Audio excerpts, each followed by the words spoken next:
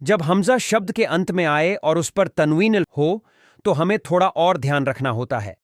यह खास बात है कि यह हमजा कभी अलिफ के साथ होता है और कभी बिना अलिफ के, लेकिन दोनों में कोई फर्क नहीं है, यानी दोनों एक जैसे ही होते हैं।